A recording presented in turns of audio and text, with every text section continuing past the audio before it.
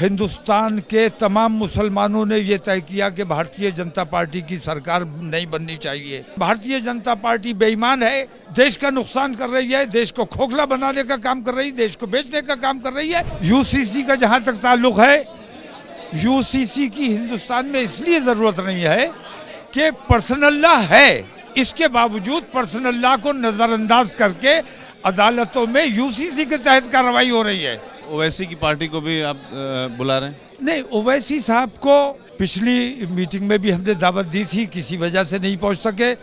इस बार भी मैंने दावत दी थी।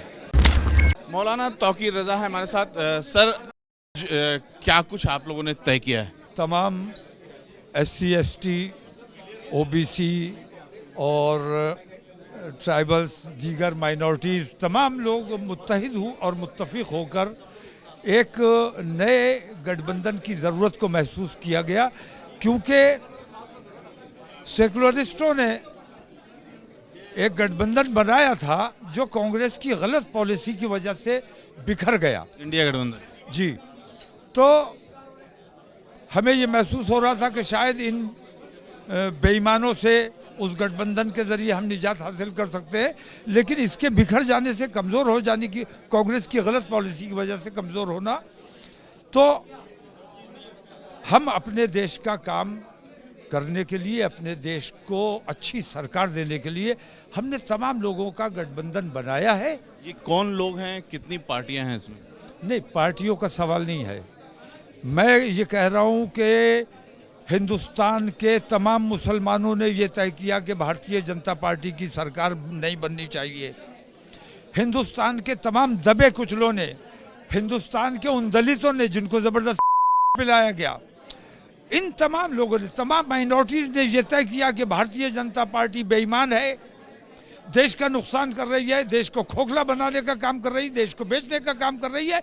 इनकी सरकार दोबारा नहीं आनी चाहिए। नए गठबंधन का कोई नाम या उसकी स्ट्रेंथ क्या होगी, उसकी ताकत क्या होगी? हम तमाम पार्टी इसमें शामिल हुई हैं और हम आज खुले मंच से हमने ये ऐलान किया है कि तमाम लोग मुत्तहिद हो गए, मुत्तफिक हो गए। औपचारिक इसकी घोषणा 27 तारीख को होगी। अभी हमने वो तमाम पार्टियां जो सेकुलरिज्म की बात करती हैं, भारतीय जनता पार्टी के अलावा उन तमाम पार्टियों को इस गठबंधन में आने की दावत दी जाती है। अगर वो आना चाहें तो उनका स्वागत किया जाएगा। ओवैसी की पार्टी को भी आप बुला रहे हैं? नहीं, ओवैसी साहब को पिछली मीटिंग में भी हमने दावत दी थी, किसी वजह से नहीं पहुंच सके। इस बार भी मैंने दावत दी थी। अब वो किस वजह से नहीं आ सके मैं कह नहीं सकता, लेकिन मैं तमाम लोगों को जमा कर रहा हूं और वो तमाम लोगों से मैं यकीन है कि वो तमाम लोग जो देश से प्यार करते हैं और कहीं और से डायरेक्शन नहीं लेते हैं, वो तमाम लोग इस गठबंधन में शामिल होंगे। गठबंधन का कुछ नाम वगैरह? नहीं, मैंने बताया 27 को औपचारिक फाइनल। अब यूसीसी पे बात करेंगे।